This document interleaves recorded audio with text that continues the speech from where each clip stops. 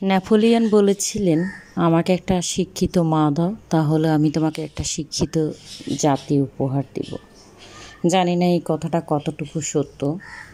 তো সেটারই কিছু প্রতিফলন মাঝে মধ্যে দেখতে যখন পাই সন্তানদের মধ্যে, তখন আসলে নিজের চোখে অজান্তে অশ্রু ঝরে। তো আসসালামু আলাইকুম। আজকে আমি আমার ম্যারিজ অ্যানিভার্সারির একটা ব্লগ ভিডিও শেয়ার করব। তো যে কেকটা আপনারা দেখতে পাচ্ছেন, এটা আমার বাচ্চারা বানিয়েছিল। যদিও আমি সবসময় ওদের বার্থডে কিংবা যে কোনো ধরনের খাবার দাবার আমি আমার ঘরেই করার চেষ্টা করি, বাইরেরটা আমি তেমন একটা পছন্দ করি না। কিন্তু আমার মেয়ে নিজের হাতে আমার বাচ্চারা এই কেকটা বানিয়েছে। যে যখন আমি বাসায় ছিলাম না, যেহেতু ম্যারেজ অ্যানিভার্সারি একটু ঘোরাঘুরি হয়, তো এই জন্য ঘুরতে গিয়েছিলাম।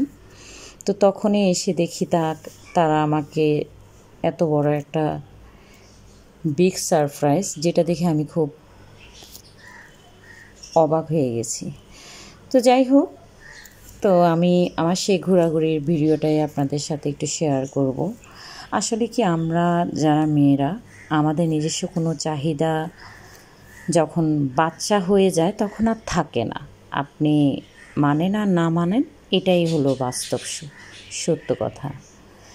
আমরা সবসময় আমাদের জীবনটাকে বাচ্চাদের জন্য, হাজব্যান্ডের জন্য, এবং ফ্যামিলির অন্যান্য মেম্বারদের জন্যই সবসময় মেয়েরা কিন্তু উৎসর্গ করে যায়। আসলে মেয়েরা কিন্তু খুব যে তাদের চাহিদা তাও না, অল্পতেই কিন্তু তাদেরকে আপনি সন্তুষ্ট করতে পারবেন যদি তাকে আপনি ঠিকভাবে বুঝেন তাহলেই। আর আপনি যদি তাকে না বুঝেন, তাহলে এটা আমি বলবো কষ্ট হয়ে যায় অনেকেরই। তো সবার চাহিদা এক থাকে না, সবার আশাও এক থাকে না। মানুষ ভিন্ন, মানুষের আচরণও ভিন্ন থাকে, ব্যক্তিত্ব ভিন্ন থাকে, এটাই বলবো। তো গিয়েছিলাম ঘুরতে, যেহেতু ম্যারেজ অ্যানিভার্সারি, যদিও কোনো গিফট হাজব্যান্ডের কাছ থেকে পাই নাই, তারপরও ঘুরতে নিয়ে গেছে, এতে আলহামদুলিল্লাহ অনেক খুশি। কারণ বাহিরে আসলে তেমন একটা যাওয়া হয় না। তো ঘুরতে নিয়ে গেছে, বাট গোল্ড দেখলে প্রত্যেকটা মেয়েরে চোখ আটকে যায়। তো আমরা যারা মধ্যবিত্ত ফ্যামিলির মানুষ, তারা কিন্তু দেখেই শান্তি, যেটা আমি দেখছিলাম। তো একটু একটু আপনাদের সাথে শ্যুট করে আপনাদেরকে তুলে ধরার চেষ্টা করলাম। চাহিদা আসলে কম বেশি সবারই থাকে, আর চাহিদা মেনটেন করে নিজের লাইফস্টাইলকে কীভাবে আপনি হ্যান্ডেল করবেন, এটা হচ্ছে আপনার একান্ত পার্সোনাল একটা ব্যাপার। কারণ এখানে আপনি যখন একটা ফ্যামিলিতে মেয়ে থেকে বউ হবেন, তখন কিন্তু আপনার চাহিদাটাও কিন্তু বুঝে শুনে করতে হয়। আপনি হুট করে একটা চাইলেন, আপনার হাজব্যান্ড সেটা দিতে পারবে কিনা, সে সামর্থ্য আপনার আছে কিনা, এটা যদি আপনি না বুঝেন, তাহলে কিন্তু সংসার জীবনে আসলে আপনি যতই চতুর্দিকে ভালো থাকুক কিংবা টাকা পয়সা যাই থাকুক না কেন, আপনি কিন্তু শান্তি পাবেন না। তো আমি বলবো, চাহিদাটা আসলে আমরা প্রত্যেকটা মেয়েদেরই হাজব্যান্ডের অ্যাবিলিটির উপরে আসলে এটা করা উচিত। আমার হাজব্যান্ড যেটা পারবে না, সেটা আমার চাহিদা করাটাও ভুল আমি বলবো।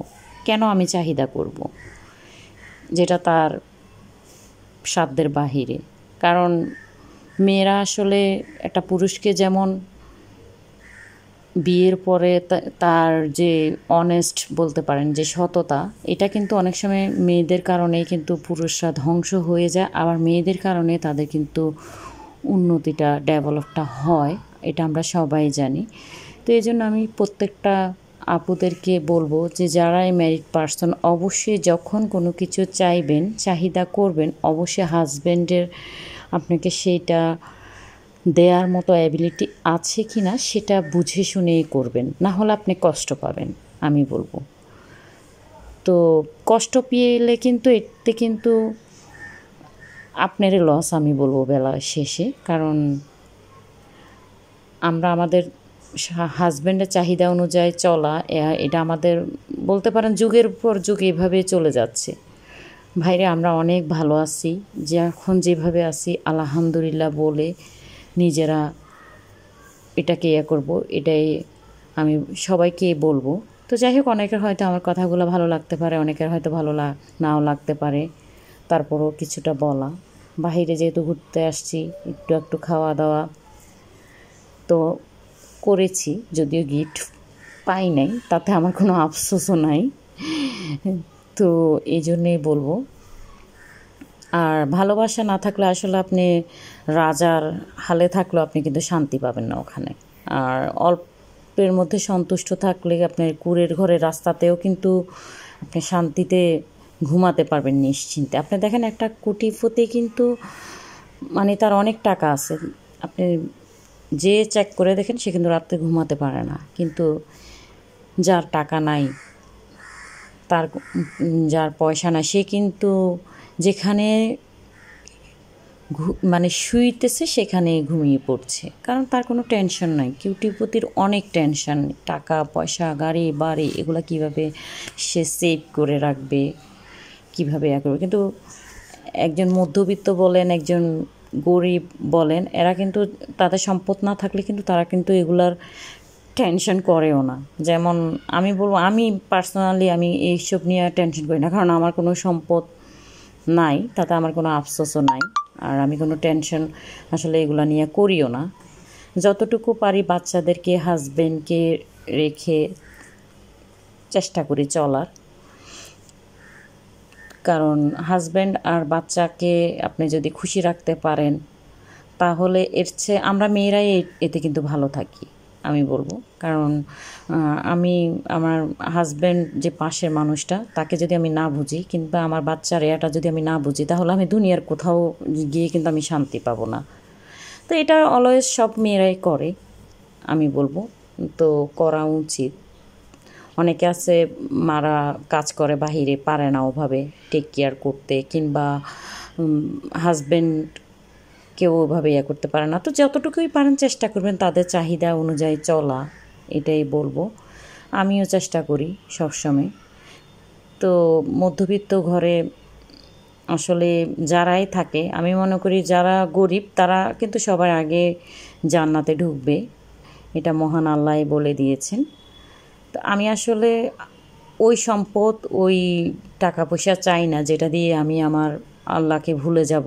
যেটা পেলে আমি 5 ওয়াক্ত নামাজ পড়েই একটা দোয়াই করি, এমনকি আমি ওই ধরনের সম্পদও চাই না যেই সম্পদ পেলে চতুর্পাশে আমার যে মানুষগুলো আছে আমি ওগুলোকে ভুলে যাব, যারা আমার বিপদে আপদে সবসময় পাশে থাকে। আমি ওই সম্পদগুলো কখনোই চাই না। তো আলহামদুলিল্লাহ আল্লাহর কাছে সবসময় শুকরিয়া জ্ঞাপন করি ভালো থাকার, এমনকি হাজব্যান্ড তার ফ্যামিলির অন্যান্য সদস্য সবার জন্য চেষ্টা করি করার জন্য। জানি না বাকিটা আল্লাহই জানেন কতটুকু করেছি। তো সবাইকে একটাই বলবো যে ভালোবাসা আসলে এটা বিশাল বড় একটা ব্যাপার, সেটা মায়ের জন্য, বাবার জন্য, সন্তানের জন্য, বাচ্চার জন্য, হাজব্যান্ডের জন্য হতে পারে। আমার মেয়েটা যখন আমার জন্য আমার বাচ্চা কেক বানিয়েছে, এটা আমার কাছে মনে হচ্ছে পৃথিবীর সবচাইতে দামি খাবার। এই যে খাবারগুলো দেখতেছেন একটাও আমার কাছে দামি মনে হচ্ছে না, এটাই হচ্ছে সবচাইতে দামি খাবার। তো সবাইকে অসংখ্য ধন্যবাদ। আমার এই ভিডিওগুলো ভালো লাগলে একটা করে লাইক দেবেন, কমেন্ট করবেন, আর আমার চ্যানেলটাকে সাবস্ক্রাইব করতে ভুলবেন না। অসংখ্য ধন্যবাদ এই পর্যন্ত যারা